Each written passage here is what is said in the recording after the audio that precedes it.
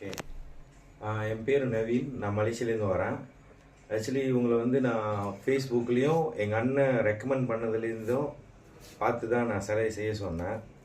Actually நான் ஒரு concept கொடுத்துருந்தேன், அந்த கான்செப்டை செய்ய சொன்னேன். ஆனால் எக்ஸாக்ட்லி 99% எக்ஸாக்ட்லி அதோட பெட்டராகவே வந்திருக்கு.